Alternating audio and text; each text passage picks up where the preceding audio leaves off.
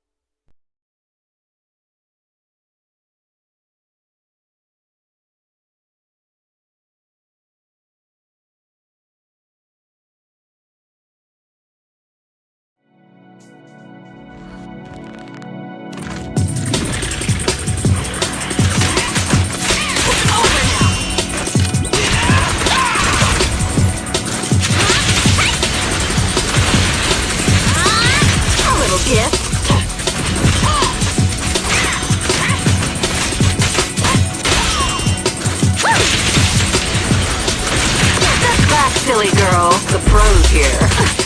Bernie, ready.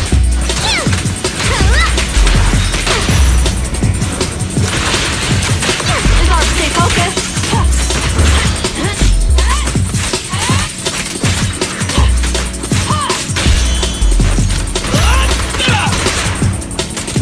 Don't move!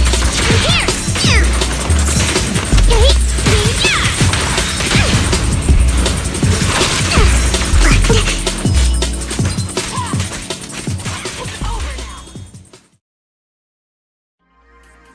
Makini Jaws presents Peak Gaming.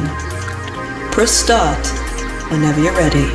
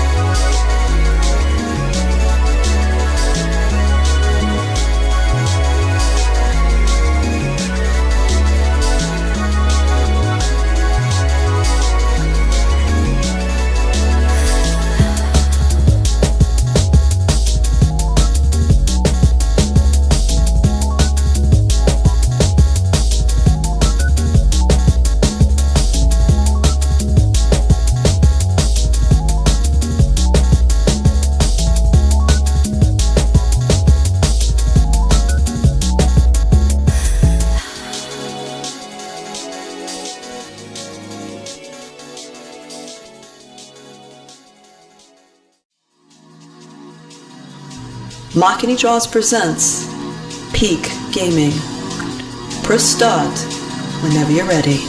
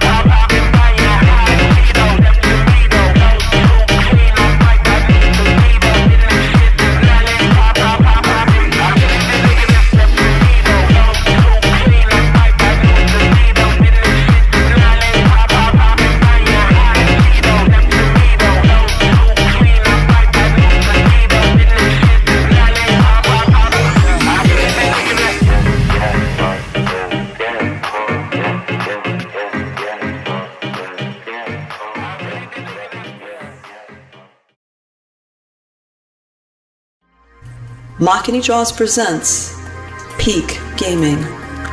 Press start whenever you're ready.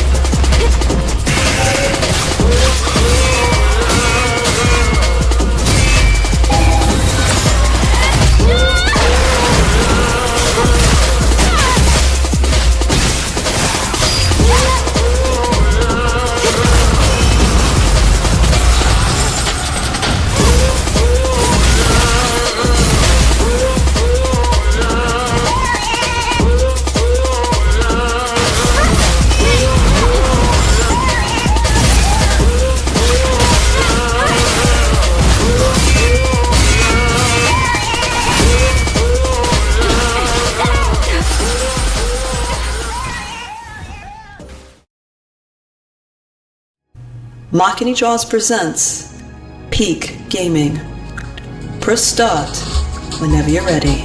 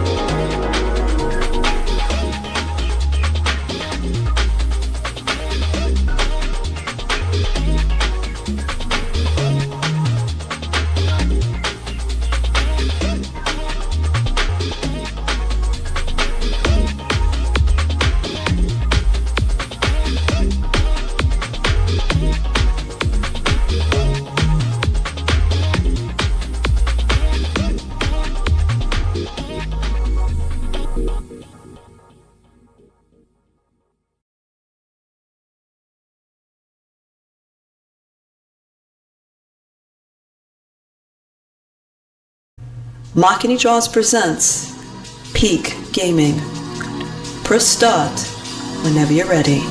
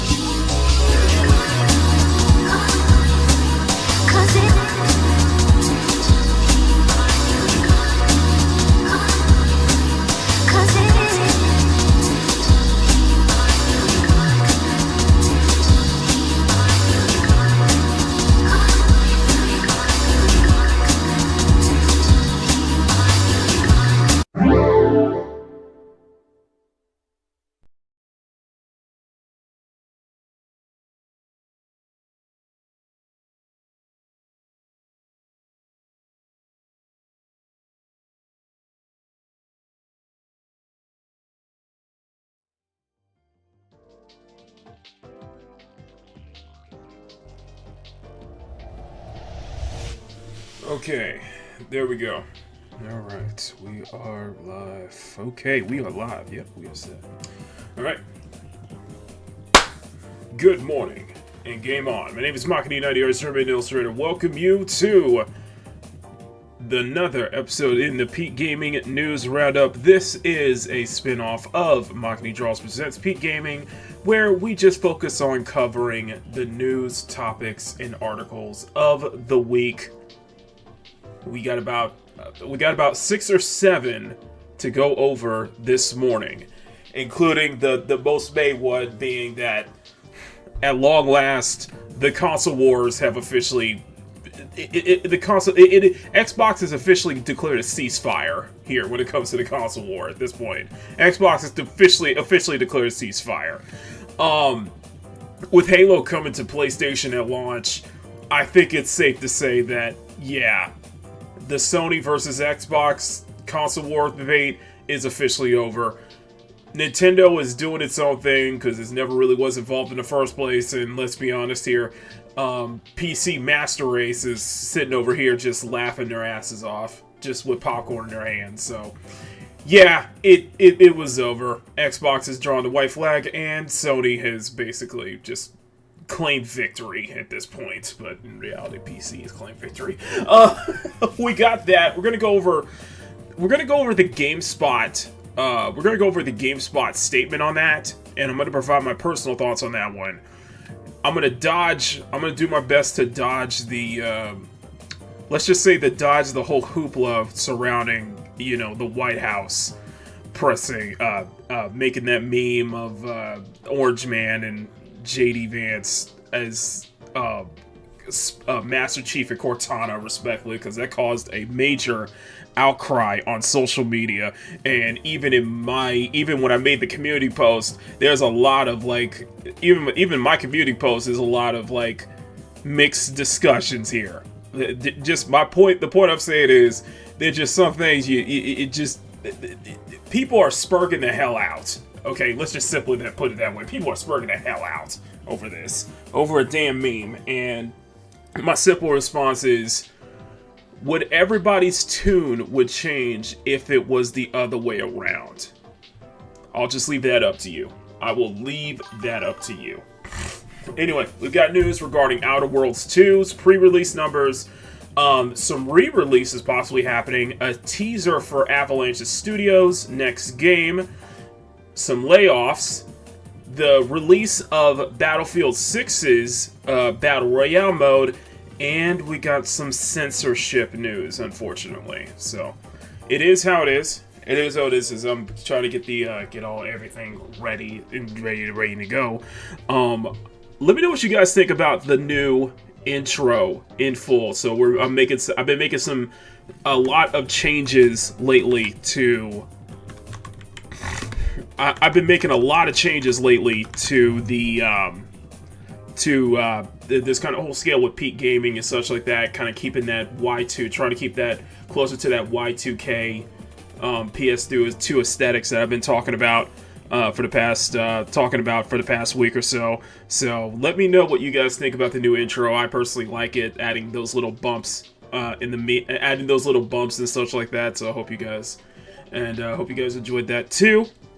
And as I'm getting all of the articles together, I'm deciding that maybe we could do some photo mode in the meantime. So that way I can maybe probably do some photo mode in Tomb Raider or something. So that way I can focus on the articles and not pay too much focus on the game. I guess you could say we could try to do gaming and news articles. I try to do a little bit of both when we do these news roundups. So that way I'm just not talking the whole time, I am talking the whole time. That way I'm just not reading through articles, and I can actually do something with my hands or something like that, I guess you could say. I guess you could say. Anyway, guys. Thank you all so much for being here.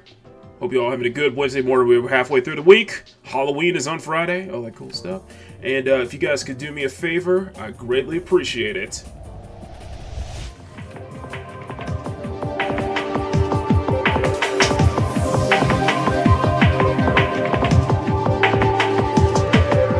Welcome to Protocol Kitsuna Advancements. My name is Keppa, and we'd like to thank you for joining us on this expedition.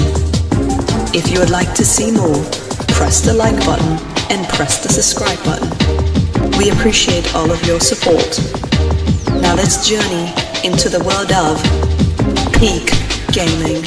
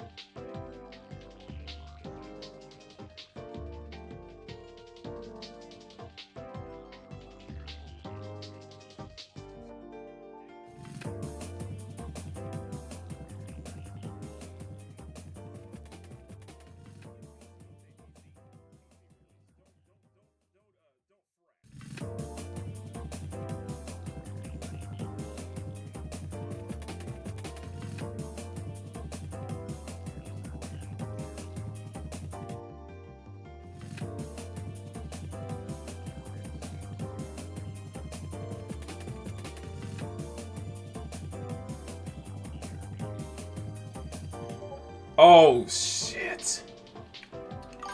Okay, let me start over. Okay. Yeah, I see it. I see the comments. I see the comments. Alright. Let me start over. My bad. My bad. Let me start over. Okay. Now you guys can hear me? Can y'all hear me now? Yeah, that was a boomer moment. My apologies, everyone. My apologies. So I've basically been talking to myself the whole time. Talking to myself the whole damn time. Okay. Let's just get right into the news articles. Okay, it's my check. Can everybody hear me? Hear me now. Okay, there we go. Okay. Let me reread this again. This is from GameStop. GameStop declares the console wars over. Whereas for the past 2 decades, the global gaming community has been engaged with an ongoing, increasingly conflict known as the console wars. Said conflict originated from the early 2000s with the release of Halo Combat Evolved as an Xbox exclusive title, whereas Halo Campaign Evolved is officially coming to PlayStation in 2026 with cross-platform play. Therefore, GameStop, acting under its authority as a neutral entity and the world's retail, gaming, and trade destination, hereby declares the official cessation of the console wars. All claims to exclusivity are hereby dissolved. The console loyalists are instructed to cease hostilities, demand militias enjoy this new era of gaming. GameStop will continue to operate as a demilitarized zone, offering hardware accessories and trade-ins to combatants of all sides. Power to the players. That's from GameStop's official Twitter account. Now, you can joke about this all you want to, but let's be honest here. Let's be blatantly honest here. You can joke about this all you want to, but yeah, the console wars are officially over. The console wars are officially over. When Xbox is decided to just basically throw in the towel, which, to be fair, they've thrown in the towel long ago. Xbox has officially thrown in the towel long ago because with them making their exclusives jumps to PC, it's not over. Oh, go bullshit. In some ways, you're right. In some ways, you may be right. It's not completely over, but with Xbox making their exclusives to PC and now porting their exclusives to PlayStation 5. Is there really a console war at this point? Think about it. Like, Sony is officially not. Sony is officially not involved at this point. Sony has basically won at this point. It's always been a Sony versus Microsoft thing because Nintendo has been doing its own thing. How many Sony games are on Xbox exactly? Exactly. Sony has been... Microsoft... Let's put it this way. Nintendo has never really been involved in this console space to begin with. They've not been involved in this console war to begin with because they've been doing their own thing. And PC is just... And PC players, or PC who just, you know... People who have followed the PC master race at this point are basically just looking around and laughing. I'm just saying. Sony is... So, exactly. This is what I'm trying to say, bro. Like with the thing is with Sony.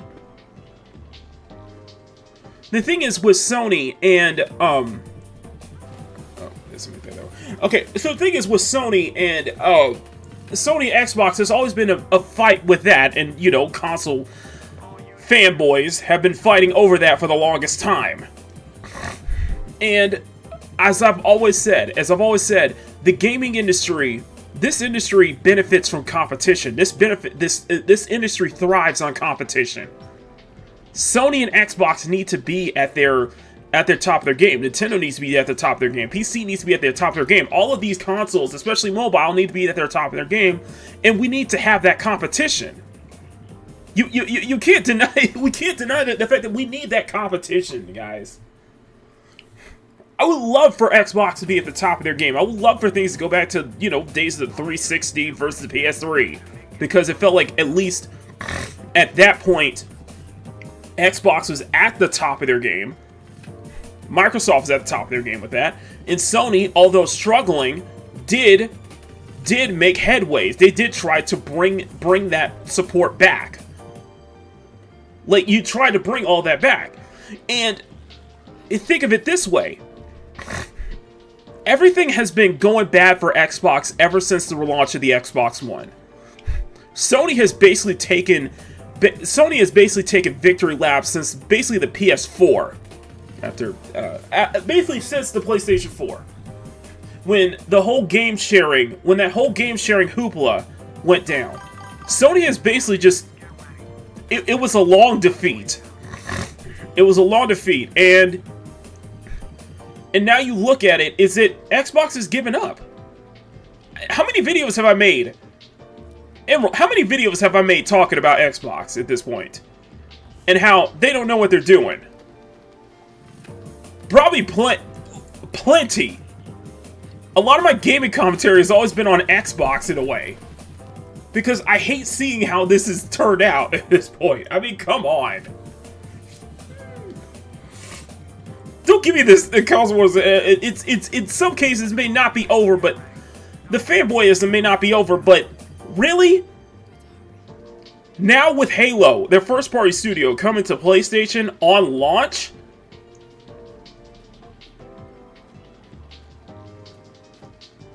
It's over, guys. It's officially over.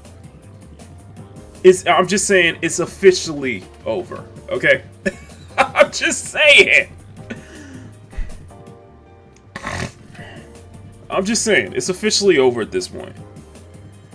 And I hate to see that, because a thriving industry, a thriving Sony and Microsoft is beneficial to everyone.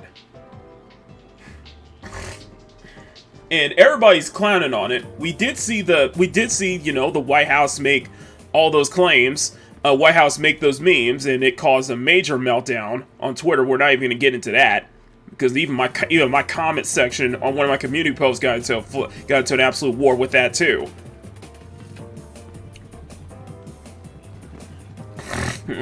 Even my comment section got into a war with that too, guys. Come on. But I think it's just it, man. I think that's just it. It's it. So, I don't know what to tell you. I don't know what to tell you.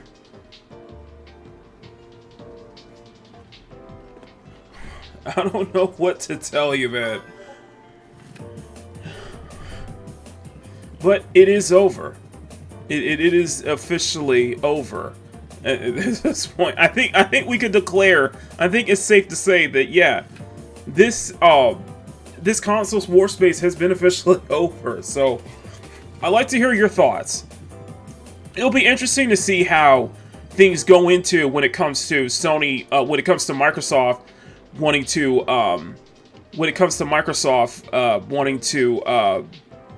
Microsoft porting their games, porting their first-party exclusives to consoles. Remember, Halo Campaign Evolved is coming to consoles. Forza Horizon 6 is coming to PS5. Forza Horizon 6 is coming to PS5. At a later date, obviously.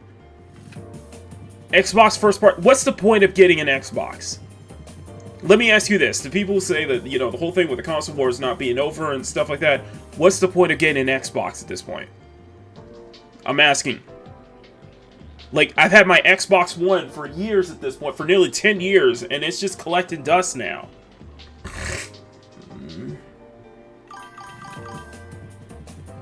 Like, what's the point of... I'm asking you guys this, to any detractors in my audience. When is Sony going to release their first-party titles on Xbox? What is the point of getting an Xbox anymore? I'm genuinely asking you this. Without first-party exclusives, there is no console war. Without first-party IPs, there is no brand loyalty. the only out of this whole fight, Nintendo isn't even a part of this fight, and it's the only one actually actually bringing in first party exclusives, because Nintendo refuses till this day. Nintendo refuses to release any of their first party titles on any other platform. So I think a dream of a Super Mario game coming to PC, or coming to Steam, or coming to Xbox or something, is just completely out of the question. That's not gonna happen, at least not in this lifetime. Not unless you decide to, you know, sail the 7 seas. Let's put it that way. Not unless you decide to sail the 7 seas. That's the only possible way I can see. So yeah, it's over. Okay, it's over. It's absolutely over. But it'll be funny because, you know, the fanboy wars will still rage on, though. The fanboy wars will still rage on. There'll still be you know, cosplayers will be mad. Sony ponies and Xbox fanboys will still be ass mad over each other, and it'll still be trying to act like nothing's changed since the early 2000s. Or since 2005, let's put it that way. Since the 7th gen consoles, they're gonna act like nothing has changed.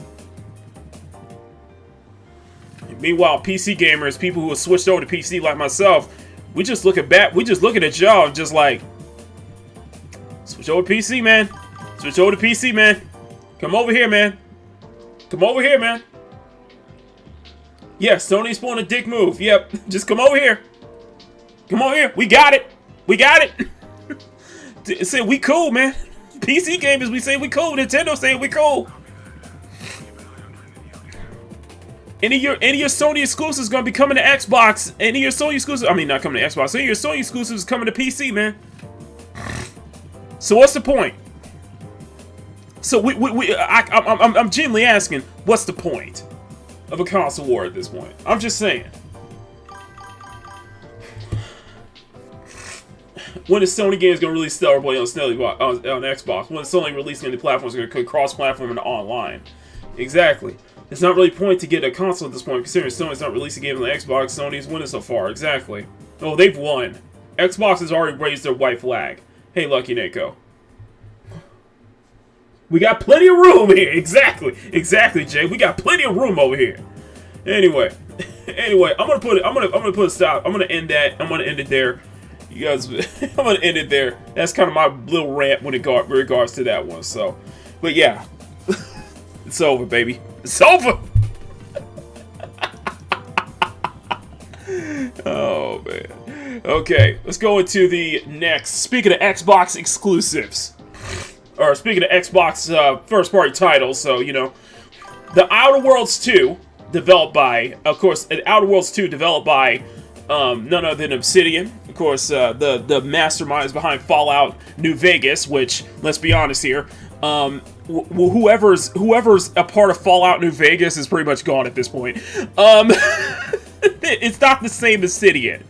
Well, they released the Outer Worlds 2, and much to the chagrin of, you know, the 8s, the score, the different 8s and 9s that is getting, the 8 scores is getting good reviews. It's getting good reviews. It says it's generally favorable reviews amongst players and critics. I've been watching Kyle play it, and I'm gonna be honest with you, I'm just kind of bored out of my ass. I'm just kind of bored. Well, the Outer Worlds 2 has been out of, you know, is officially in pre-release numbers, because I think it's supposed to be launching this week, in fact. And the numbers for, especially on Steam, are, let's just say, abysmal. Let's just say abysmal. This is from Pirate Nation. The Outer Worlds 2's pre-release is currently doing worse than Avowed. That's not a good thing if you're doing worse than Avowed. I'm just saying. I'm just saying it's not a good thing if you're doing worse than Avowed, in my humble opinion. And you guys know Avowed, you know, you guys know the with the what was it, you know, the racist art director. the racist art director, you know, saying that, you know, he wants to go back. He wants all attention, all black artists. I want you to replace me. Okay, I want you to replace all white creators. Okay, I want to go back to living in the woods. That was Matt Hansen. Now, if you guys remember, I did a video. I did a video about that last year that went viral. I said it got a lot of traction, by the way, and my anger was justified. Even if I was into Obsidian, I ain't ever gonna touch that game as long as that motherfucker is still in the studio. As long as that motherfucker is still working at that studio, which clearly sounds like he is. Yeah, I'm not touching anything in Obsidian. Obsidian can go fuck itself. I'm just gonna be blatantly honest with you. Well, The Outer Worlds 2 has been under a lot of controversy. The Outer Worlds 2 has been a lot of controversy, specifically with its pricing structure. Releasing the game at $80 before the backlash hit them hard enough to had to push the price down to $70. When I look at The Outer Worlds 2, it doesn't look like a $70 game. It looks like a $40 game in my humble opinion. It looks like at least a $49.99 price tag would probably be more fitting. I'm just saying. And let's also add on to the fact that, you know, The Outer Worlds 2 has been heavily promoting its, you know, anti-capitalist message. Very anti-capitalist. From the studio, from one of the biggest corporations. From one of the biggest corporations in the world. Releasing their game promoting an anti-capitalist message. I'm telling y'all, you can't make this up. Like, even if you tried, you can't make this up. Like, you really can't make this up. It's just when I look at The Outer Worlds 2, it's just not. It just doesn't look good to me. It just doesn't look enticing to me as an RPG. It just doesn't. It feels like there's too much of that. Almost want to say Druckmann levels of pretentiousness, I guess you could say. Druckmann levels of pretentiousness. Druckmann levels of, you know, self-aggrandizing. And when you look at I know, right? It's just it's the mods. But when you look at the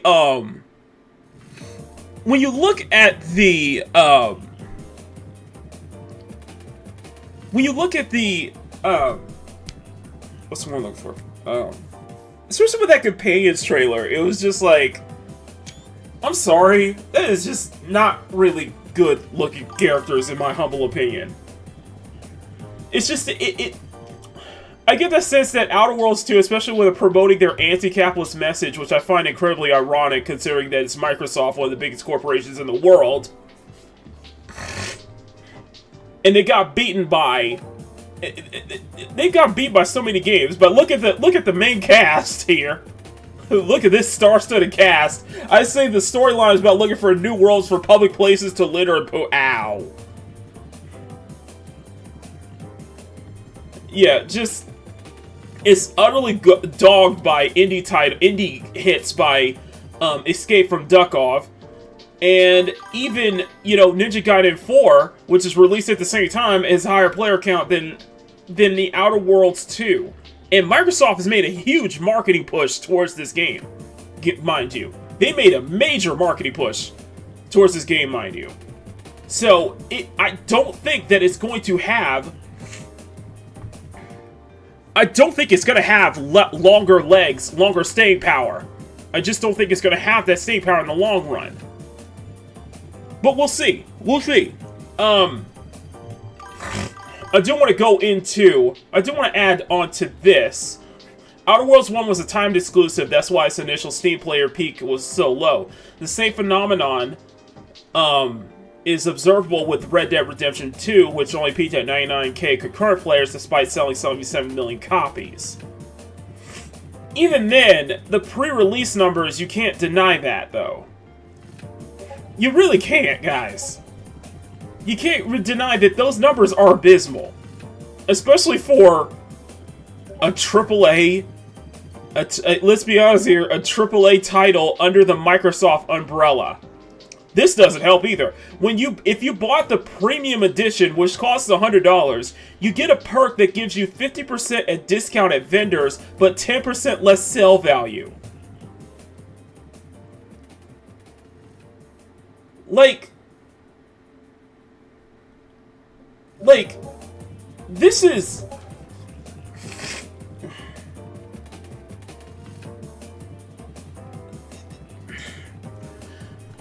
Just the stick up your ass, okay? Just the stick up your ass, okay? I feel like there's too much of the foot and mouth syndrome when it picks the dialogue options for you. This is where the whole capitalism bad satire hits a wall. You can't be lol consumer capitalism when you're in the business of selling a product, especially when that is aimed at poor saps at the thought that your product was worth $100 of their hard-earned money. This is you said it's a tax write-off. Like, get the hell out of here with this, Obsidian. This isn't Obsidian, man.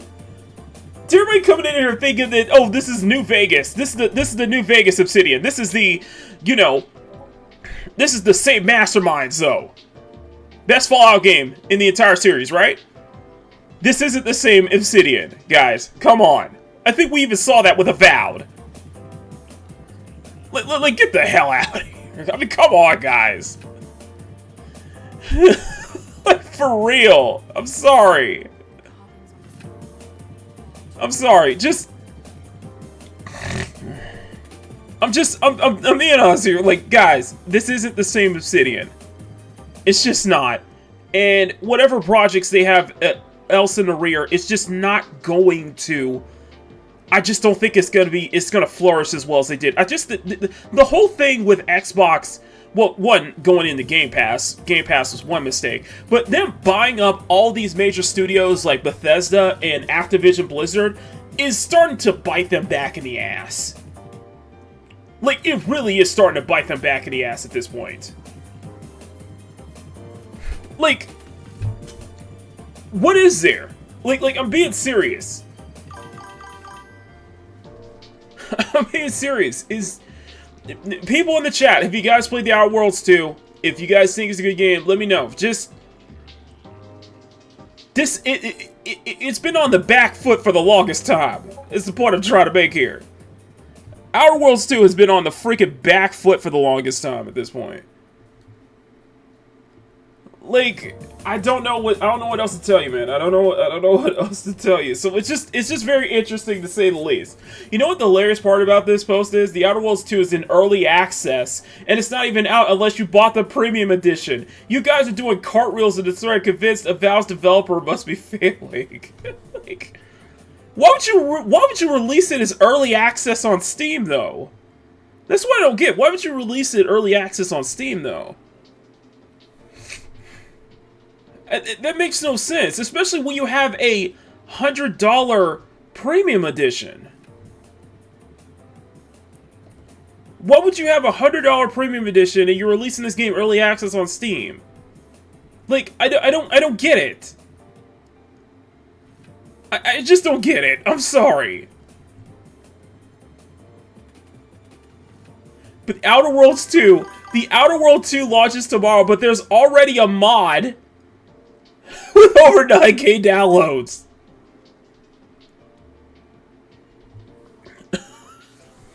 Oh my god. Okay. Y'all can have it, man. Y'all can have it, man. It's not the same Obsidian, but y'all can have it. Y'all can have it. So, let's move on. Let's move on to some very interesting news here. Now, I don't know if you guys are familiar with this fighting game, Battle Arena Toshinden. A cult classic on the original PlayStation, in fact, and if I'm correct, it is a 3D fighter too. And I see it's like Tekken and OG Soul Calibur. Well, Battle Arena Toshinden fans unite because a Japanese publisher developer Ida has announced an agreement with Takara Tomy to bring Battle Arena Toshiden to modern platforms. All 3 games, released in 1995, 1996 respectively, are going to be re-released on current gen consoles for November of starting next year, but likely next year, or if not 2027. You know what? It's very interesting to see more. I thought this would be interesting just to see more re-releases making its way, older titles get re-released making its way, because with nowadays we're seeing so many remakes, we're seeing so many remasters. I'll show you. We're seeing so many remakes, we're seeing so many remasters, that to see another, and I see Fate is called it too. I was very excited. So fighting game fans, especially longtime fighting game fans, to see this come into modern day consoles, in which we've seen, you know, likes of the Marvel vs. Capcom Collection 1 and 2 make it to modern day consoles, packaged with so many damn releases here. To see another, well, let's be honest, a cult classic. Let's be honest, another PS1 a cult classic, especially within the fighting game genre, and Battle Arena Toshiden. All 3 games are basically 3D fighters in their own rights, and kind of in that same vein as Soul Calibur and Tekken, and even Virtua Fighter. It's really cool to see. I'm just saying, it's really, really cool to see that make it in its way as a console. So I know there are probably people who have not heard of this. Definitely something to look into, especially if you're into the old school PS1 games. So, despite my feelings on remasters, it's always good to see older games get re-released on current gen hardware. So, really cool to see that. Just thought that would be a very interesting.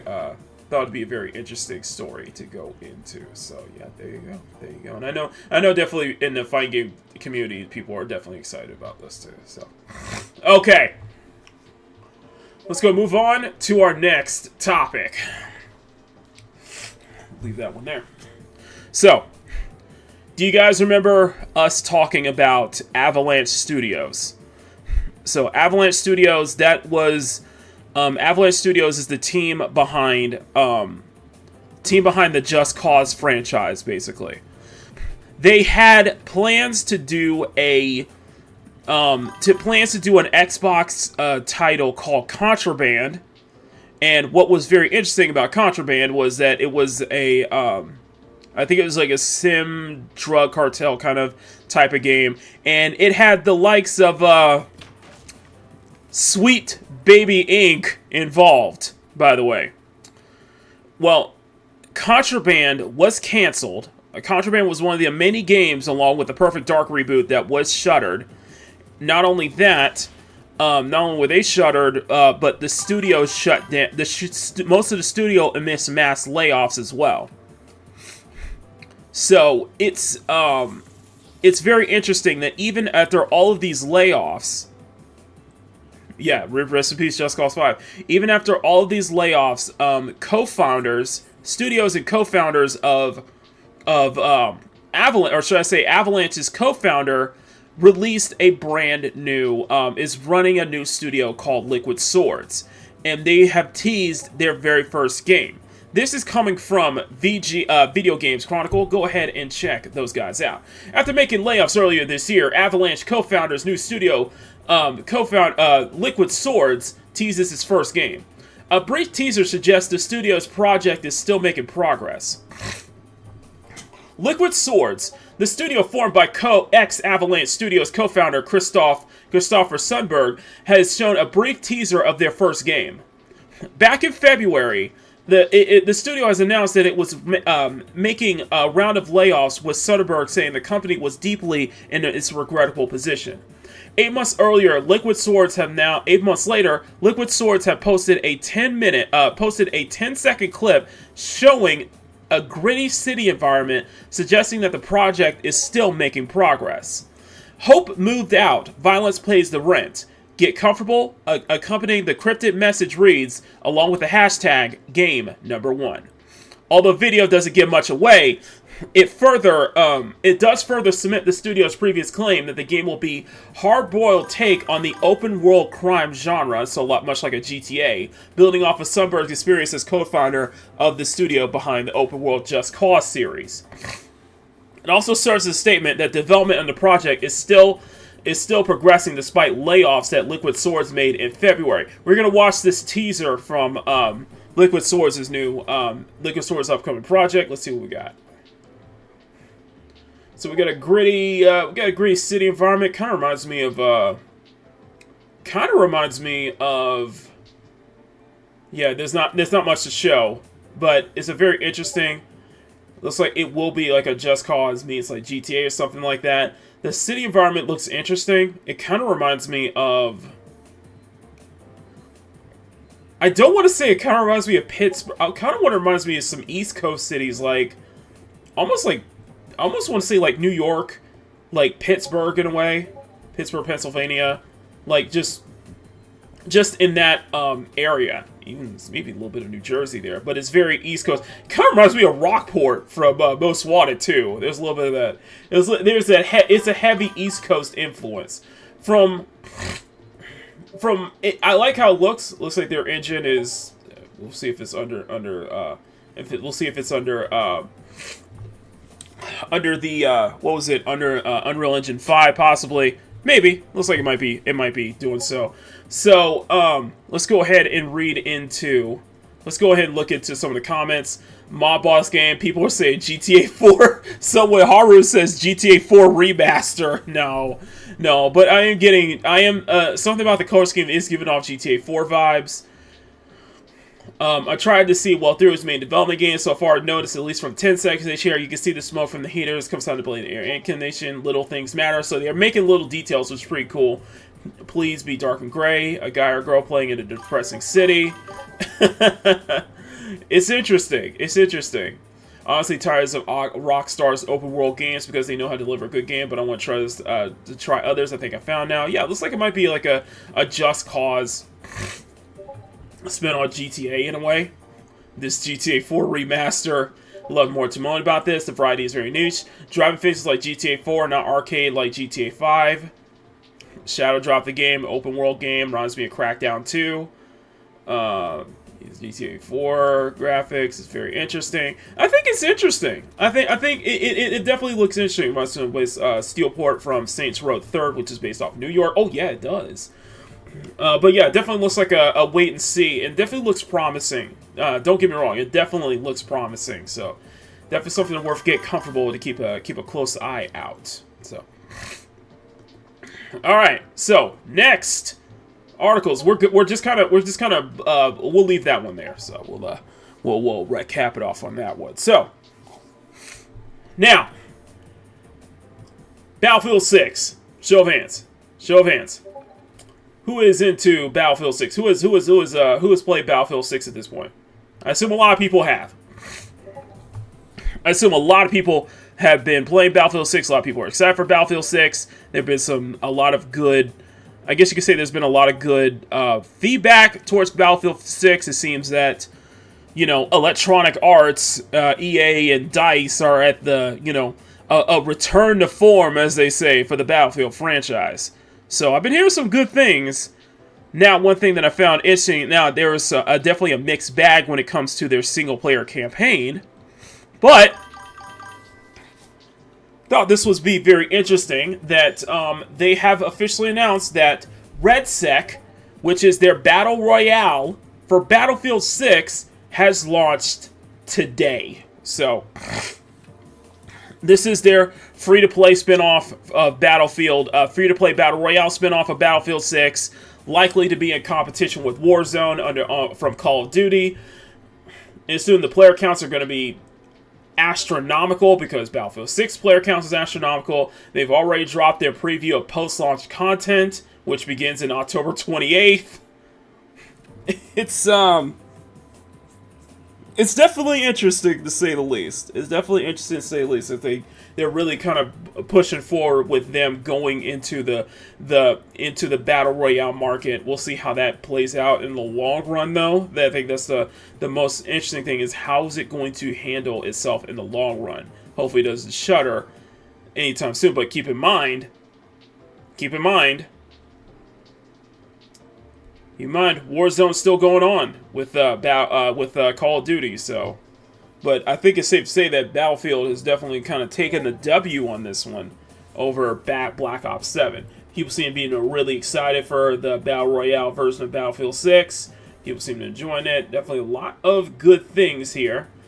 But yeah, it is released today, in fact. It is free to play. And definitely something if you guys are into the first-person sites, first-person shooter genre. Definitely very interesting to get into that. So, but that was just a little thing I wanted to add on to that. So anyway, let's go ahead and move on to the last topic. I know we're kind of like speeding through this, but I really want to get into this topic real quick. So, Steam. I'm gonna get the relevant information on this one.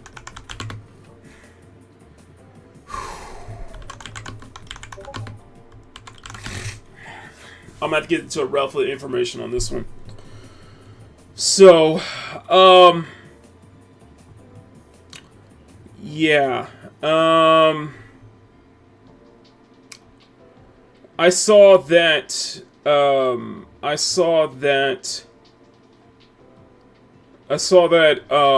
Savvy was covering this, and I saw that Chibi Reviews was also covering this, and it looks as if another anime-based game is starting to. It looks like as if another anime-based game or anime-inspired love dating sim is going to be banned on Steam, banned off of Steam, and the developers have issued a statement. What I'm going to do before we go into it, I'm going to look for. I'm going to look for Mab Savvy's tweet because this was very interesting, and I got to be very careful because she put this there, and it was absolutely just crazy. The people who are just, like celebrating this, people who are celebrating this ban and shit like that. But yeah, another anime game another anime style game has been banned off of Steam at this point. And yeah, the people who are proud about this are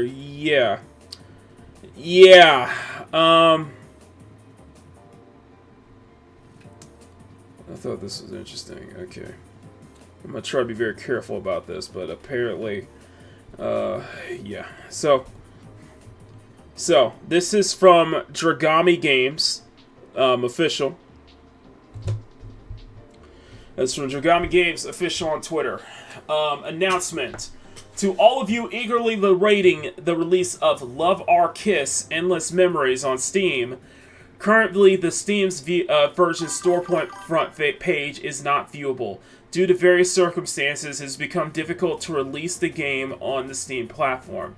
However, we're preparing to deliver the PC version on a different platform as soon as the details are finalized.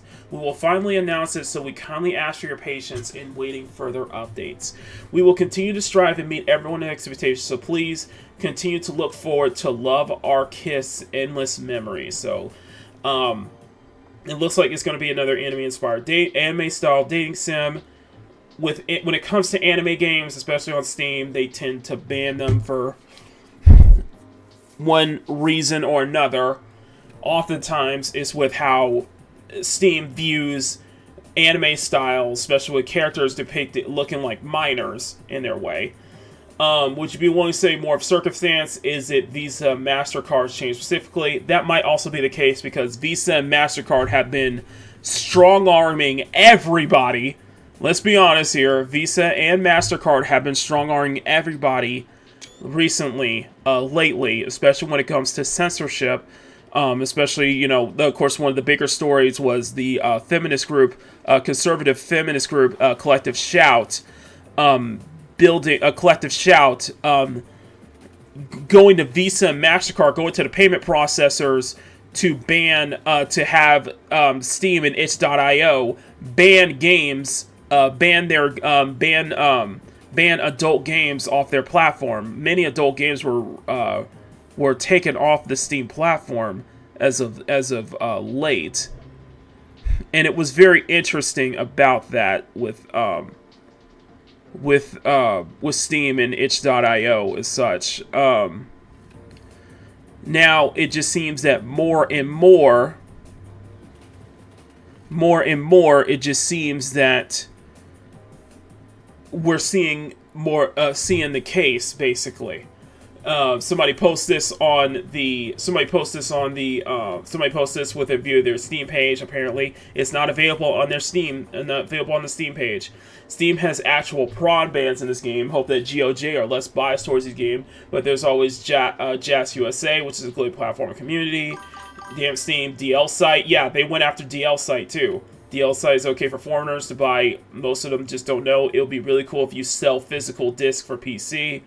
It's fine. Yeah, use DL site, use GOG. Hopefully GOG is pretty good about, adult games and such like that.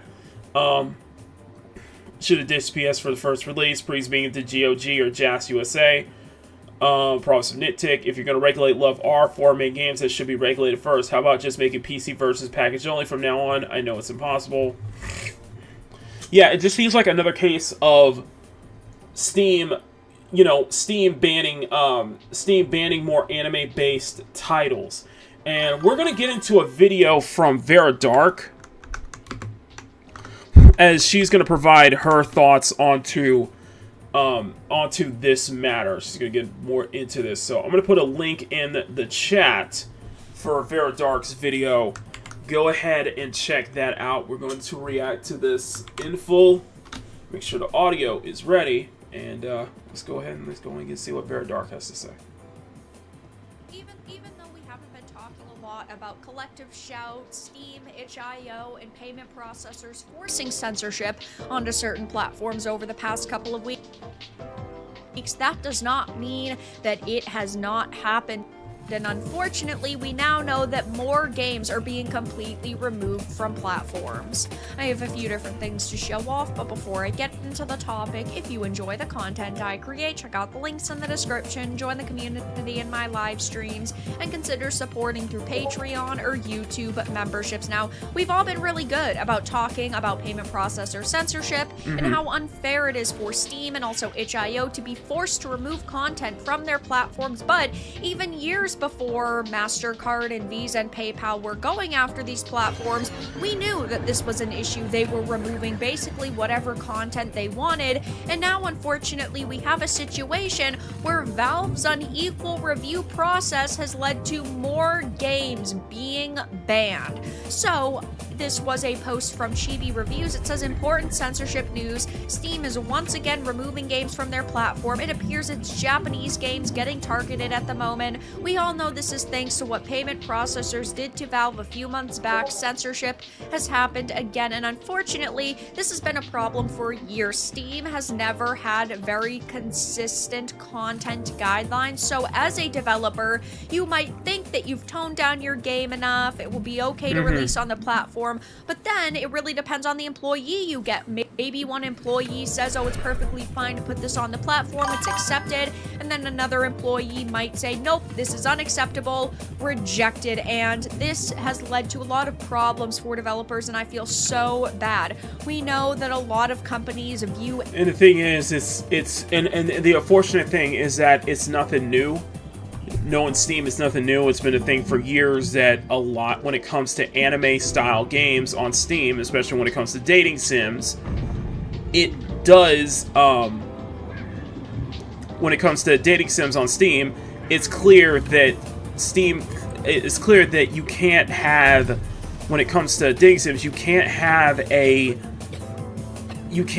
an anime-style game where the characters may look or may be perceived to be minors, and that might be the case because with anime-style games, the characters can often look childlike. The characters can, especially female characters, can often look childlike, and Steam may find that as a big issue. However, in that same token, they're totally fine with more degenerate type of games that are more, you know, more attuned to different communities and such like that.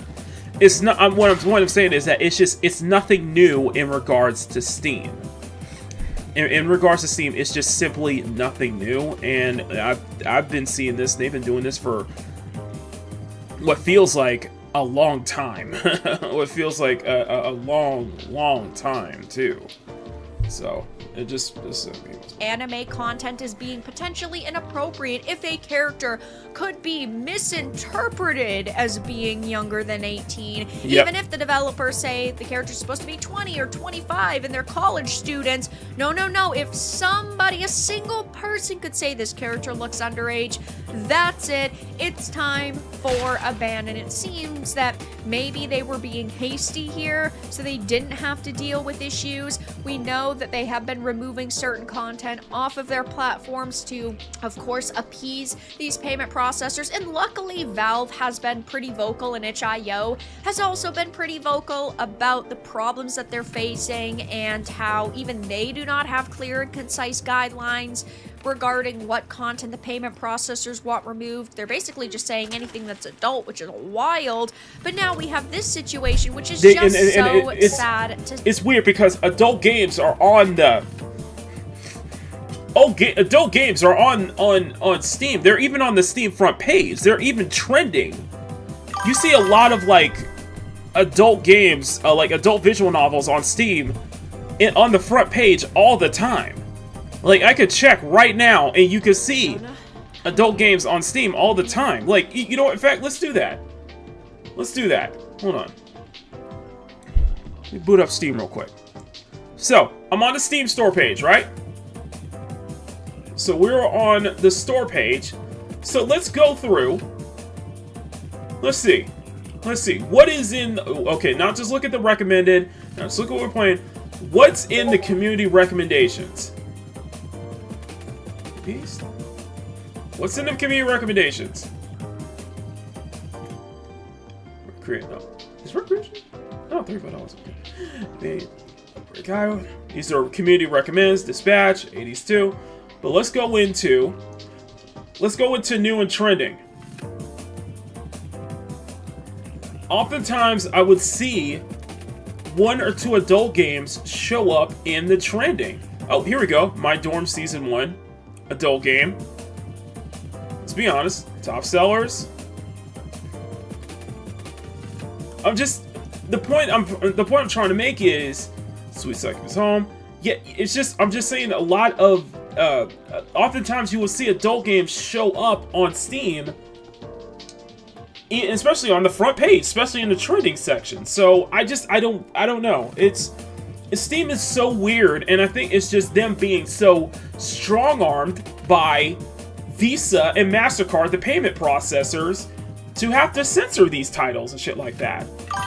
To see. So it says girl protagonist, ADV, Inner Truth, and girl photography, SLG, Lover Kiss, Endless Memories simultaneously removed from Steam. And of course, my opinion is that if it has been properly rated by, let's say, the ESRB, then it should be available for sale. Sometimes games are going to have uncomfortable themes, adult imagery, and as long as they, yes, are fictional characters, as long as they are properly rated, and as long as it's not illegal content, then it is perfectly fine to be sold to an adult audience. And there are plenty of games out there that I personally would not purchase, I personally would not play. Same. Like a lot of the sex simulator games that were banned from Steam. I wouldn't buy those, I wouldn't play those, but I will fight for their right to exist. Even if I don't personally like that content, that doesn't mean that I think it deserves to be censored, that it deserves to be banned,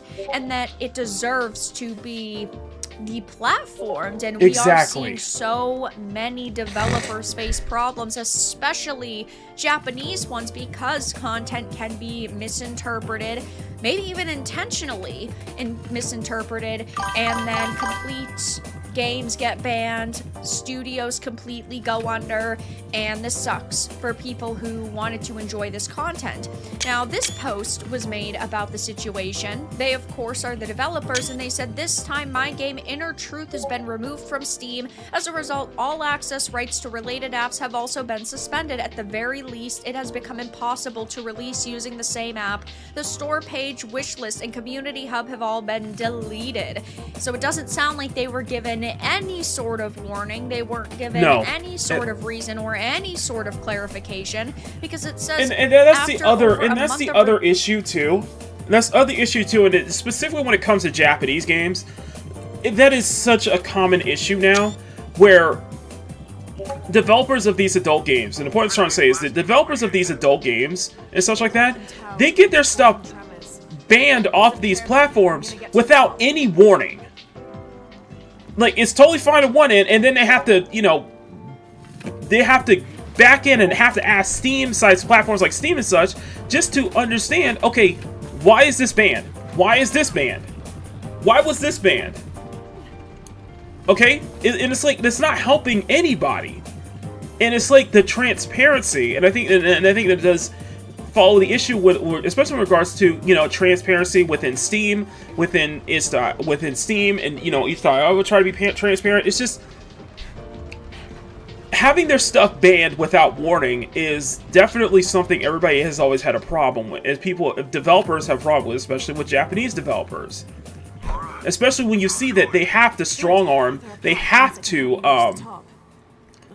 not just have to strong arm, they have to, not to be strong arm, but they have to jump in these bills and whistles, have to even censor their games to actually make it onto these platforms. I think that's an issue. I legitimately think that is an issue. And it's been an ongoing issue. Rejections and resubmissions, the review process for the demo build was abruptly terminated. At that time, the demo app was banned and access rights were revoked. However, the main game and playtest were still treated as separate apps and were initially still accessible. They submitted a build for the playtest and also sent a support ticket asking whether it was possible to delete the old demo and create a new one. However, more than a week passed without a response despite sending several follow-up messages. And today, access rights to the main game and playtest apps, which were not previously banned, were suddenly revoked. There are no prior or subsequent communications, nor any response to emails or tickets. They said their future plans are to switch to a different platform, purchase app credits, and try again on Steam. Those are the only two options, and they even talk about how they are utterly exhausted. The impact of the store's removal is immense, requiring changes in various places. Above all, I feel deeply sorry for everyone who added the game to their wish list or left comments, which is so sad to see because they weren't given any sort of prior warning. It was available still even after the playtest ended, but we are talking about people whose livelihoods are at stake. We're talking about people who now basically can't sell the piece of art that they worked tirelessly on, and I hate to see this happen. And yeah, they are saying that they can try to re-release it, but they might run into problems with other storefronts. They might not be able to resubmit it and get it back onto the platform like Steam. And a lot of people are, of course, voicing how unhappy they are with this too, and not voicing it towards the developer themselves, because of course it's not the developer's fault that this happened. No, but it's not. They are saying how shitty this entire situation is. Sometimes I really hate Steam. GOG might be a friendlier option in the interim, but they are very small compared to Steam. Exactly. I'm so sorry you're going through with this. Now I'm curious, what was the back and forth due to rejections about? And then they say the store page had not yet been deleted, and everything they outlined in their original post. Ugh, that sounds so exhausting. Can't even get in touch or anything. Do not try again with Steam. And yeah, I understand why they would want to, because Steam is a massive platform and many of their potential customers are there. But it's clear that Steam doesn't respect them or view them as important. That sounds really tough, especially when this kind of thing happens outside of the main game. I'll keep adding it to my wish list over and over, so I'm looking forward to seeing progress again. If I spot Steam on the roadside, I'll trip it up for you. For now, good work. There's a lot of support. Exhausting. Getting the entire store page suddenly deleted without any contact is way too one-sided. And heading back on over to Chibi Reviews post about it, people are saying, we know for sure that Visa and MasterCard and abominations like BlackRock and Blackstone sitting behind them have an anti-Japanese agenda now. So why are Japanese devs even uploading to Steam when these platforms like DL Site already have alternative payment processors, more exposure? And yeah, I mean, It does boil down to trying to get as many eyes on your product. Like the whole thing is that, like, because, you know, Steam is tied to Visa, MasterCard, and Visa and MasterCard have been strong-arming them and other sites, especially when it comes to Japanese content. Not just Japanese games, but Japanese content that, you know, Japan, I think at some point, Japan's just not having any of it. You know, we saw what was going on with them just basically bringing Visa to task when the whole collective shout thing went down. Now we're seeing that, you know, Japan's PM is basically a descendant of Shinzo Abe. That goes into the political side. Japan, I think, is starting to stand up for themselves. They're starting to step it up for themselves. They're starting to not stop being just pushed around all these times. But the thing is that, you know, because they're tied to, like, BlackRock, Blackstone, and shit like that, and they want to make these kind of changes to the industry, changes to how people view, consume their content, what content is even allowed on these platforms that they have full control over, or that they have the full influence over. Japan's not having any of it. That's why, you know, you got to look to DL Site, you got to look to GOG and other sites. Yes, they're smaller in platform. They don't have the same reach as Steam does. They're good platforms, but they do not have the same reach as Steam does. Steam has that mass appeal. But if they're being banned off of Steam, then it's like probably their best bet is to use these sites. And I think in a way, Steam definitely needs to. I think Steam needs to be more transparent about this, especially when it comes to these Eastern developers, especially these Japanese developers, basically getting their stuff banned and not getting a notice whatsoever. So yeah, just I don't know, man. Like, at some point, this shit's gotta stop, man. Product as possible and trying to sell it to as many people as possible. I don't blame them for trying to release it on Steam, but unfortunately, Steam has been a problem for years at this point. Steam has been a problem. Japan is also working on just creating something that doesn't rely on them. I'm honestly worried for my own game since I have anime characters with multiple outfits. I saw a few Japanese game devs post about their game builds being rejected as well. I don't think this is a Visa MasterCard issue on this one. This is a Steam rules thing and has been since they started allowing adult content, and this could be the case, but we ultimately do not know. We do not have any sort of information on why these games were truly banned, except for the fact that they happen to feature anime characters. It could be because of Visa MasterCard. It could just be Steam's very inconsistent, unclear guidelines. And Steam is very inconsistent about this because it's like, okay, so the anime characters look underage, yet you allow other types of, like, vices, other types of degeneracy, those type of games on your platform. So it's like, but you want to try to set this as, like, because of the style, because of the anime style, the characters look underage, shit like that. It's like, that's not a good excuse. Like, when the characters are clearly meant to be in their 20s, or clearly meant to be their adults, it's just the style made them look underage in a way. It's a slippery slope. Any other information, but unfortunately we are seeing even more Japanese games banned off of Steam.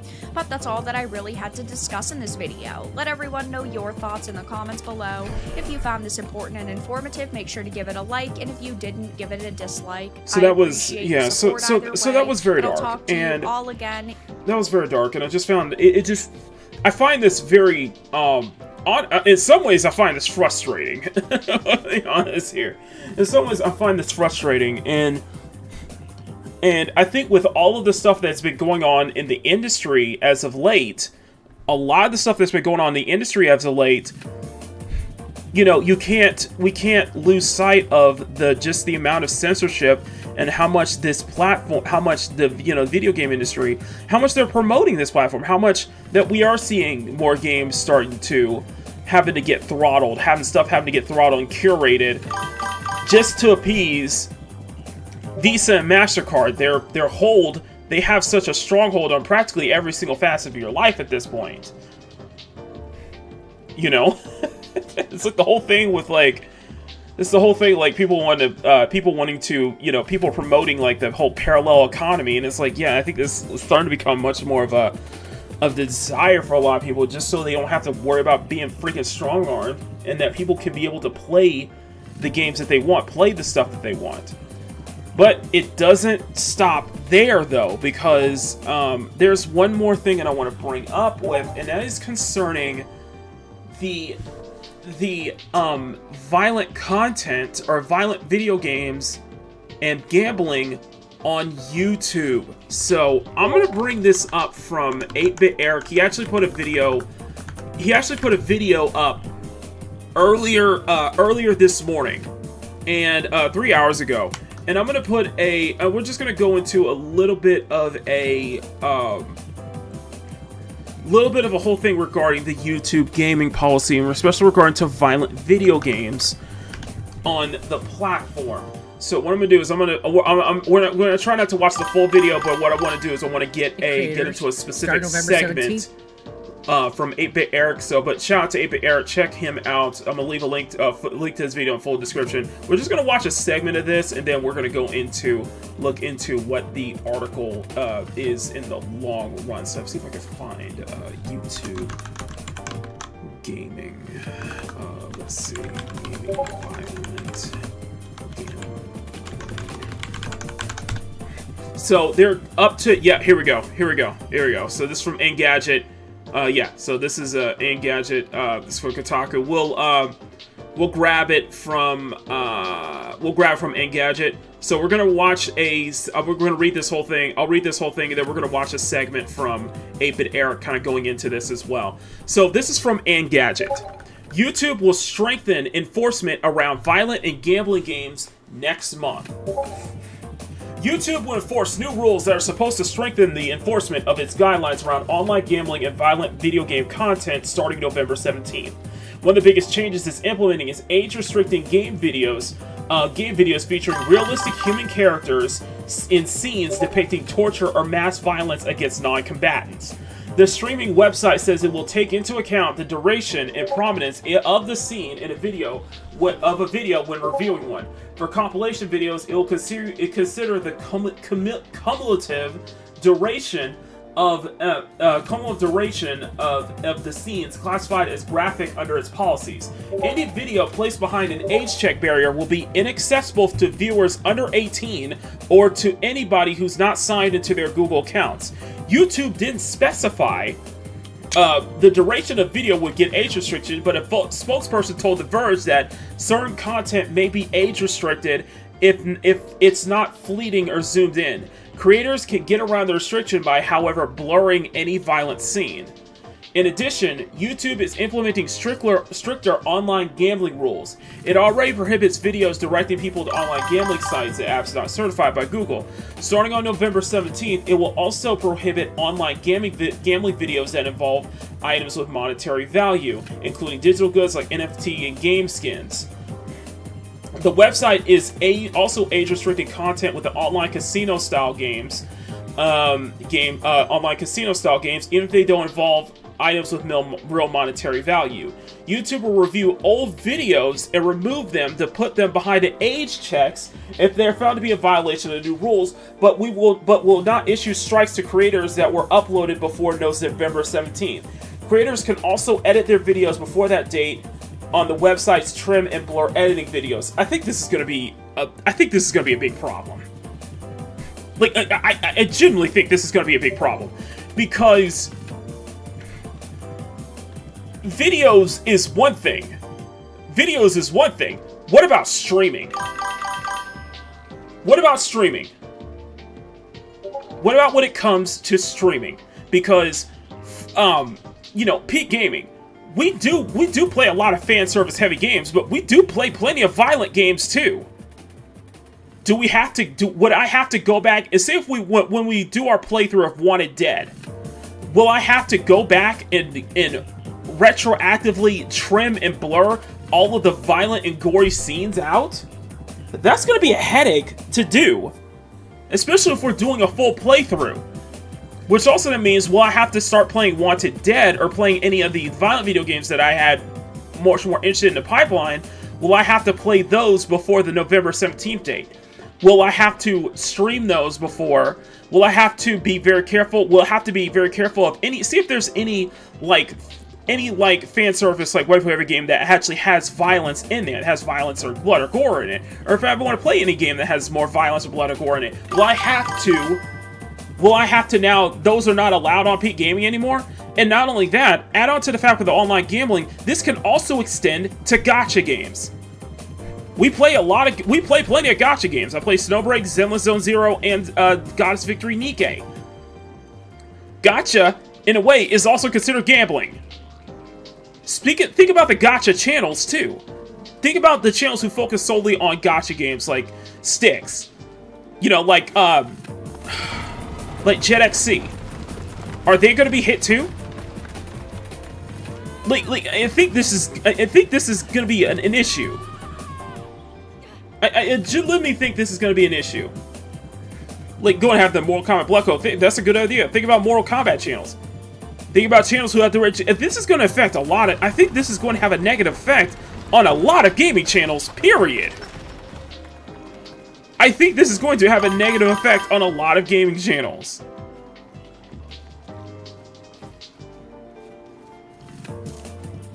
I'm just saying.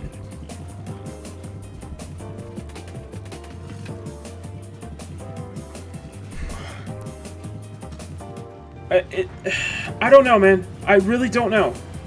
I really don't know about this, because with this is going to affect a lot of channels, myself included. It's going to affect a lot of our segments with Peak Gaming. I'm afraid that's going to be a problem. I'm afraid all of this is going to be a major problem. VODs and stuff too. I have to go back and retroactively blur and I have to go back and retroactively blur and edit all of the Peak Gaming streams that we do, all of our shows now. Will I have to go back and do that now, starting November 17th? What about the games we want to play? What about the games that are like mainstays, like Stellar Blade or even Nier Automata, once we get the chance to play that? I think this is going to be a genuine problem.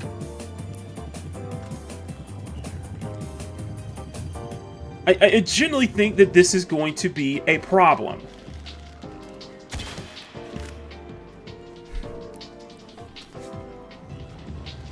I don't know, man. I really don't know. So let's go into. It's going to be a lot of work, and I think it's just much more of just like YouTube making things more complicated for creators at this point. I think it's just going to be that much of a case. So let's go into 8-Bit Eric's video. We're going to go into... That's kind of ridiculous. These are in-game economies. This is all part of modern gaming. Most of the time, people aren't even actually betting money in the traditional sense. Exactly. Right? They're just playing the game. But under this new rule, even a review of that stuff can get flagged. So, I don't know. How deep does this go? Would this affect Fortnite or Call of Duty, stuff like that?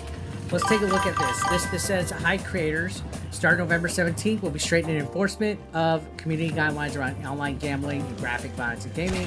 Our policies are designed to evolve alongside the digital world. To me, this is word salad. It sounds like a lot of buzzwords and stuff that you see corpo speak. For whatever reason, they're trying to obviously please some kind of audience or something. I have no clue. I don't like this. And with all the censorship that we're seeing across the globe, especially like in the UK and age verification, all this, I don't like this. They go on to say, we're making these updates to keep pace with new trends. It's always about that, like gambling with digital goods, and to more closely align our guidelines for mature content with industry standards. And then here's the summary. where they say our current policy prohibits content that directs viewers to online gaming sites or applications that are not certified by Google. I can understand that, but now, like I said, it says they're expanding their enforcement to now cover online gambling with additional items that have monetary value, including digital goods, video game skins, cosmetics, and NFTs. I don't know how I feel about that. I don't know how I feel about that either, man. Casino content. We're updating our approach to casino-style games where nothing of real-world monetary value is wagered or cashed out. Content that depicts, promotes, or facilitates social casino sites will now be age-restricted. I could get behind that. But if it's content that's clearly aimed at adults, I feel age restriction harms channels, which we'll go into about that. Now, here's the one thing that I want to touch on, and it's graphic gaming content. This is something that I feel will actually affect my channel. You can see, in addition to our existing guidelines around graphic gaming content, we will age restrict an additional small subset of video game content featuring realistic human characters that focuses on scenes of torture or scenes of mass violence against non-combatants. We'll consider several factors when reviewing this type of content, such as duration. It's too vague. The scene is sustained rather than fleeting. For compilation videos, we'll now consider the cumulative duration. I think that's the general problem. Neo J put it. It's too vague. The same thing with the censorship stuff. It's too vague. It's too vague. It leaves them open to be able to do whatever they want, to whatever they consider. You know, it's way too vague. That's the problem.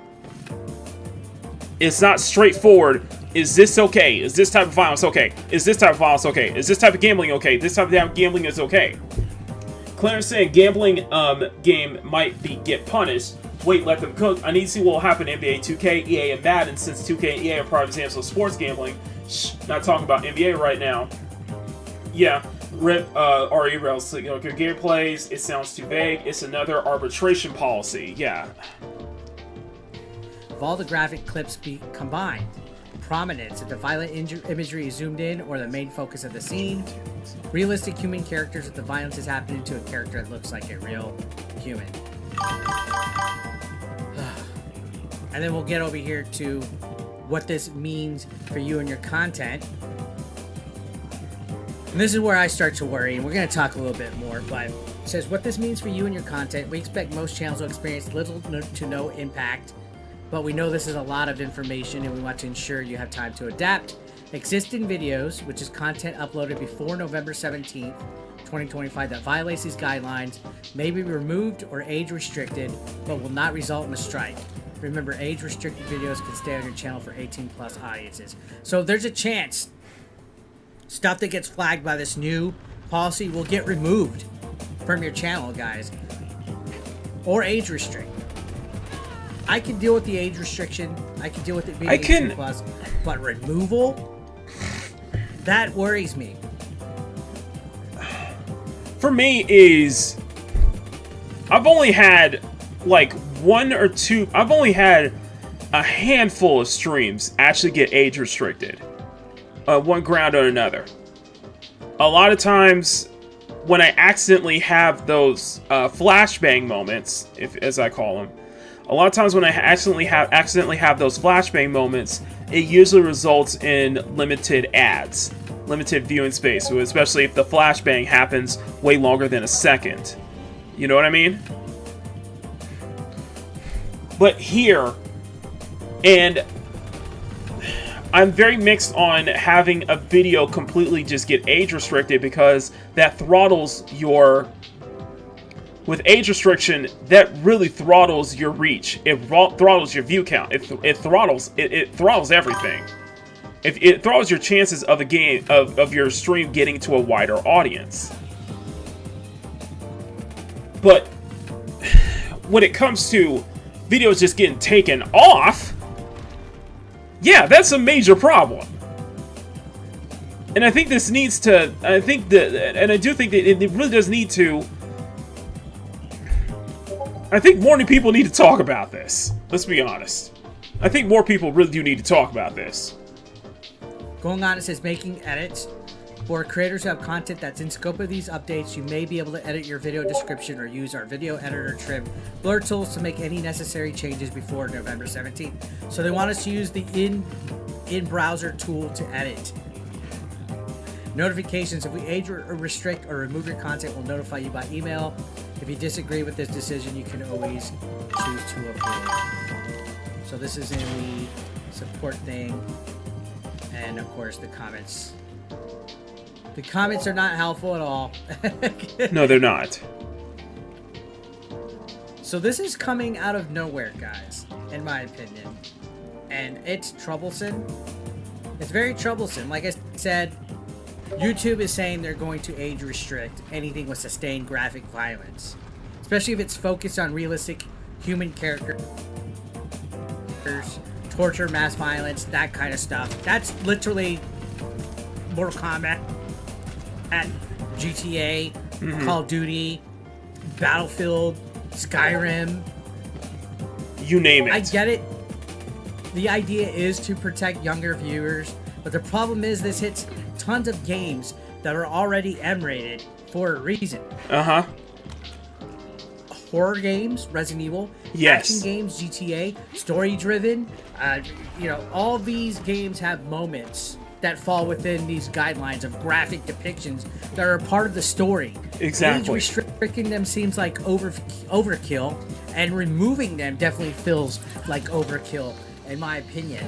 And again, this is already something that I've had to deal with in the past, and now we're having a whole new situation coming on the 17th. And in my opinion, here's where it gets personal, right? I've already been on the receiving end of this. Some of my videos for GTA and Mortal Kombat have been age restricted, 18 plus mature, or even hidden before. I've had videos get gratification of physical harm and violence and even nudity when it didn't even have any of that in there. Every time YouTube takes a step forward, they take 2 steps back. It is one step. It blatantly is. Like I said, it's just absolutely. Like I said, and you also have to understand the slippery slope. It's not. It'll start from with the whole violence and gambling content, but what about when it gets to sexual content? I.e., the stuff that we play here on Peak Gaming. I.e., some of the gotcha stuff. Some of the stuff that we've been promoting. Even that's going to get hit at some point, too.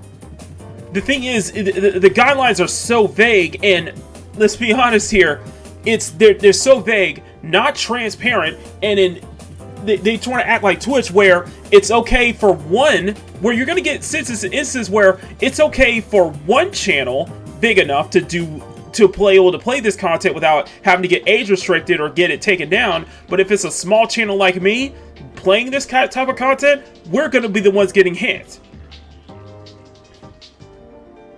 They're going to pick. It is going to be a double standard. It is going to be a double standard here, guys. And it's going to hurt smaller channels too. And small channels that are trying to grow too as well.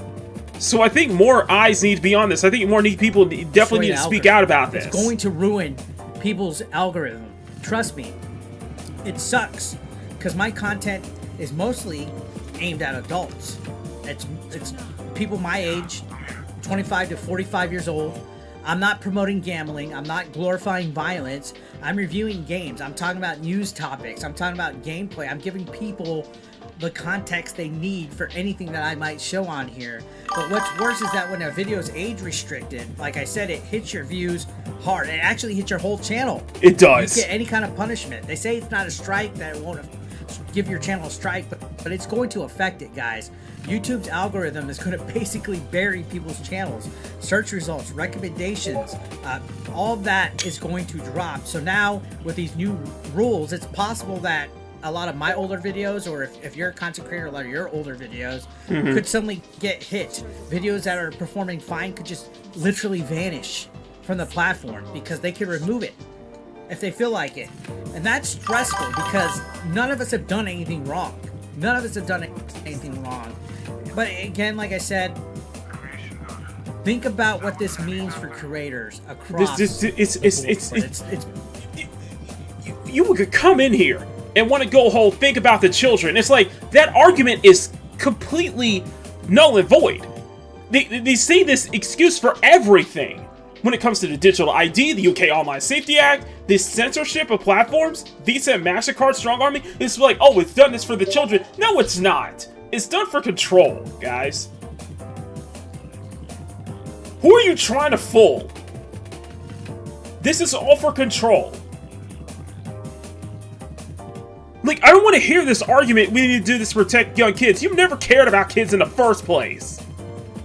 Bigger than just me or you guys. It's if multiple videos get age restricted or hidden, the channel will take a hit. Overall, the growth will slow, discoverability drops, monetization suffers. We can get demonetized from this. Yes. There's a possibility creators could get demonetized from this. It's also going to make creators more cautious.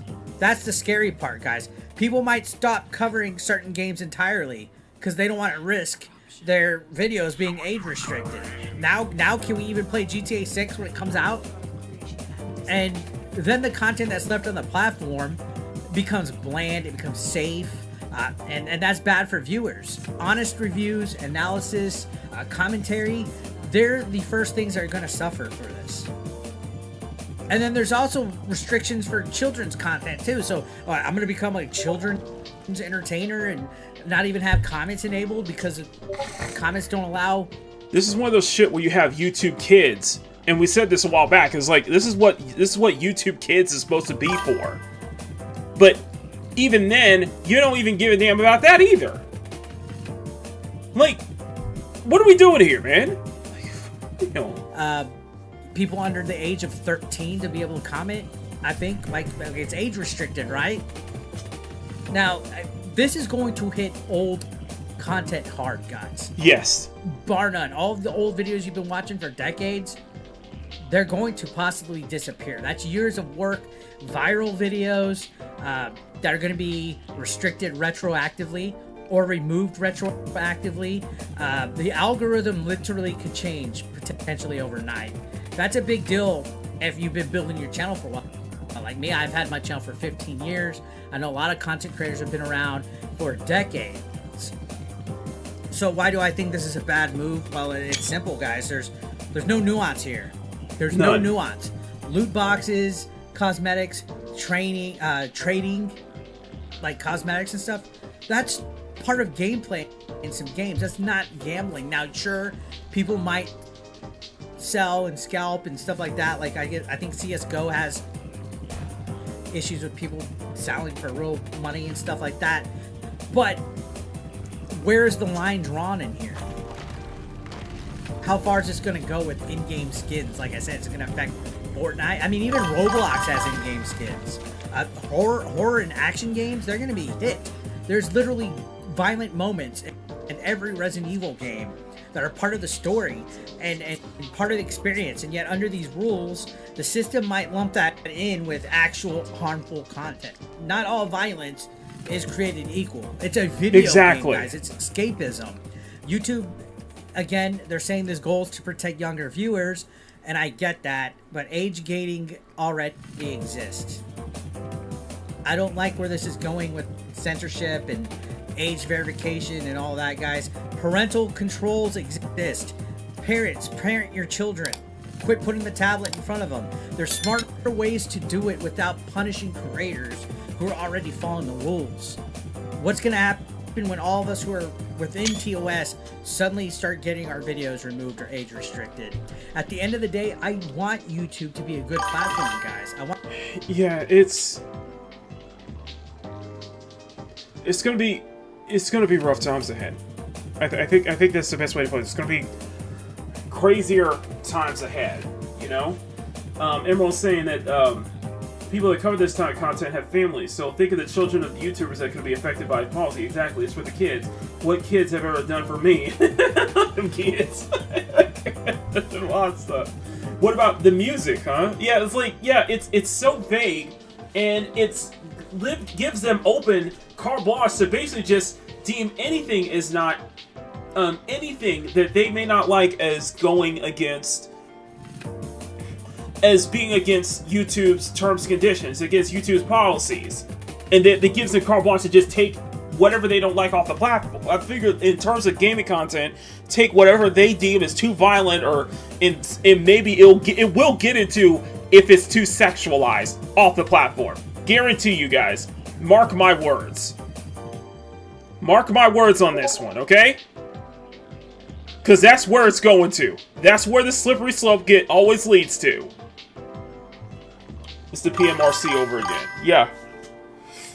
So I think this is going to be a wake-up call to a lot of game. I think it's going to be a wake-up call to a lot of content creators, especially a lot of gaming channels too.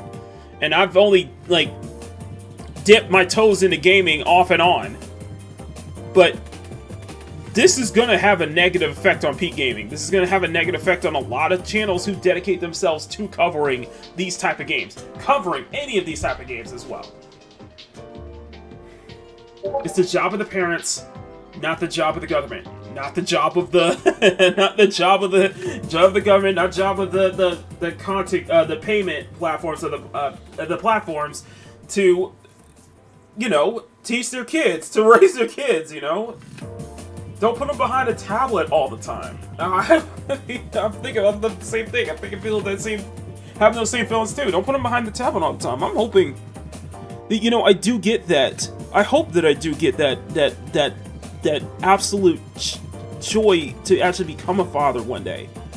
And if I ever get that chance, I'm gonna make sure my kid is not raised behind a tablet. I could damn sure for you on that one. And I know there's people in my chat who are parents as well. They feel that same way. They don't raise them off of a tablet. You can't. That's not how it works, man. They don't care. They know that it's not for the kids. It's just for power. It's just for control. It's for influence. They're just using kids as a scapegoat.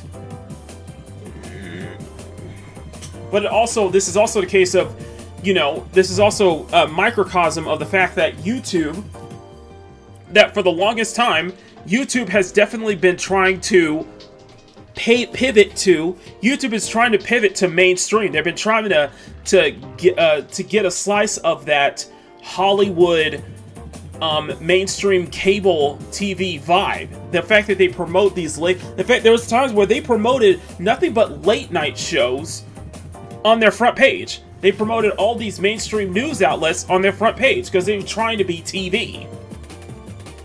And I think it's still going on too, but the thing is that for the longest time, YouTube has definitely not been for the creators, for the people who actually make the content on their platform, the people who actually made their platform possible. You know what I mean? I'm just saying. So we'll see. That was from 8-Bit Eric. Eric. Thank you. Check out his full video. Check out his channel as well. Yeah, if they cared about younger viewers, then they wouldn't have gotten a $30 million fine. Exactly.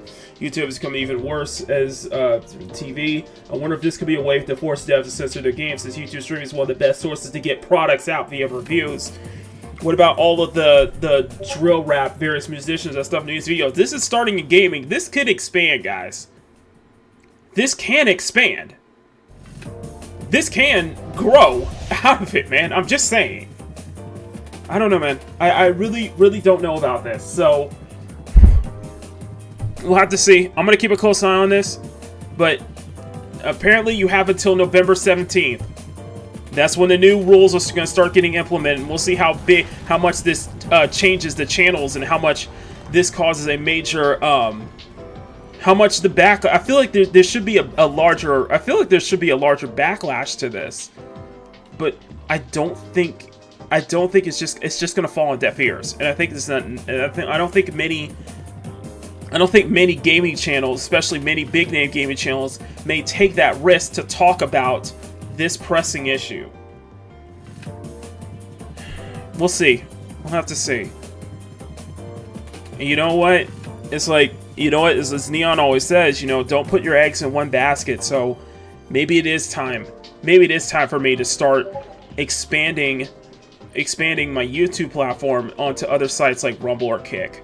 Maybe I should go back to Rumble. Maybe I should go to look into Kick or others video hosting sites as well, just in case, just so I can have a backup plan. And promoting AI shorts too. Exactly.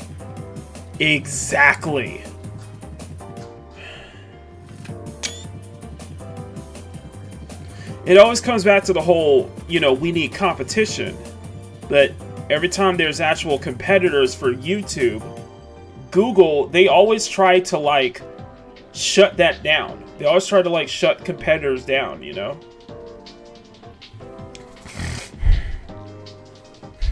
And the same thing goes, and I do think that the big content creators are not... I think more content creators, especially the big ones, definitely need to make a stint about it if this is going to change. Like, it does make me wonder just how other... even especially, like, mainstream, like, video gaming channels are people who are more aligned within the video game. Like, these bigger content creators who are more aligned within the video game industry and the mainstream industry. They're probably not going to see it. They're probably not going to get affected by that either. And I think that's... the double standards is something that is going to be really worrying in the long run.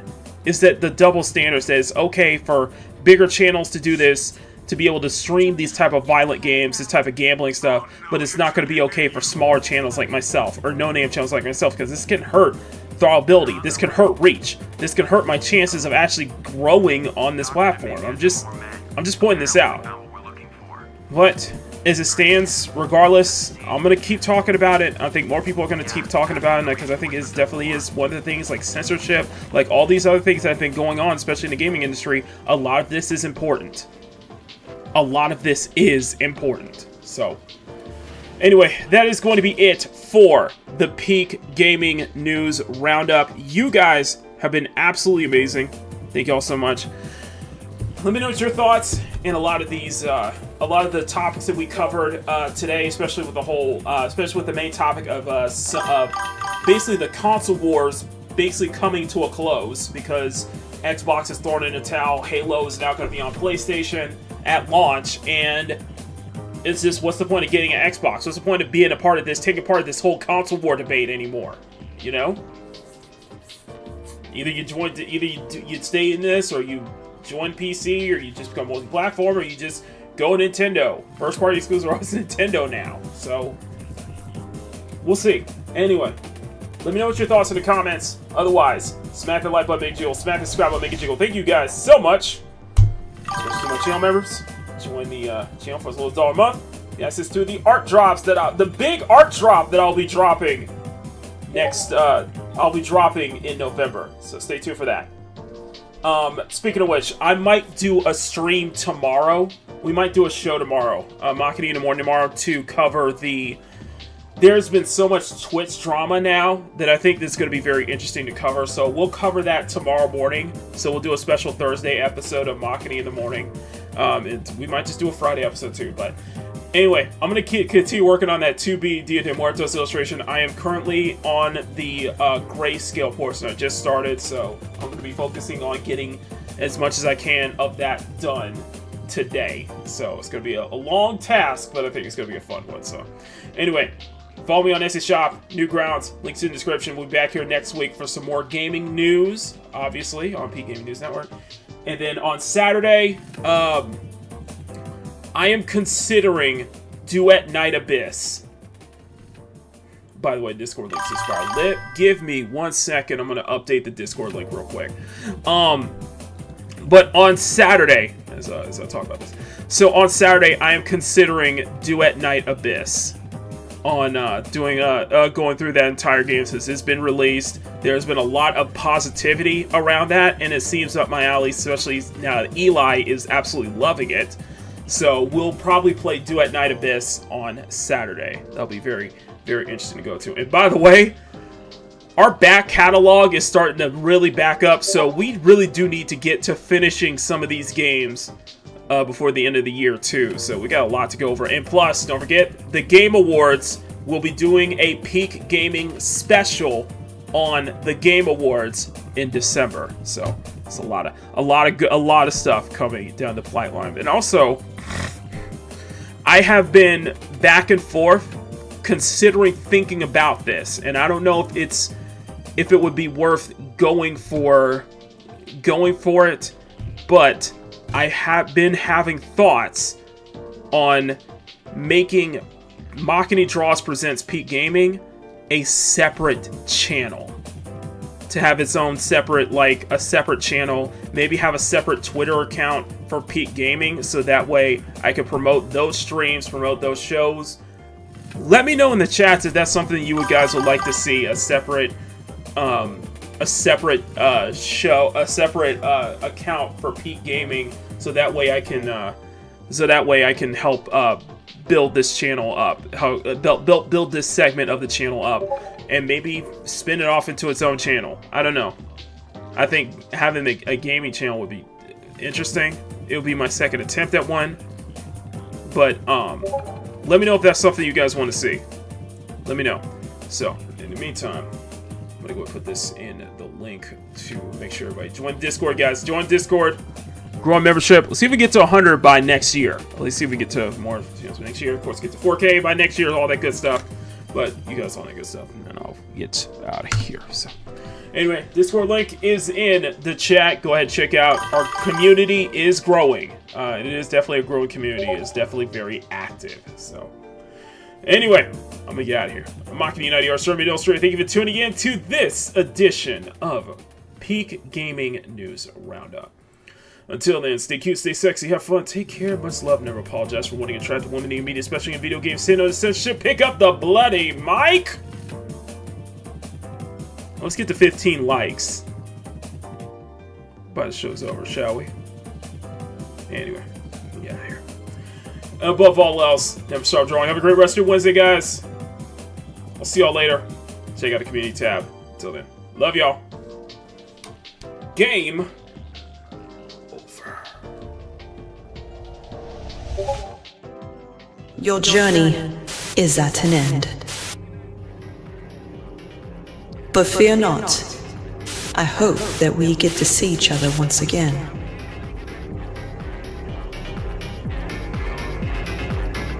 Thank you for playing in our world. But we must return you back to your world. Thank you for tuning in to Mocking Draws Presents Peak Gaming. And until next time, game over.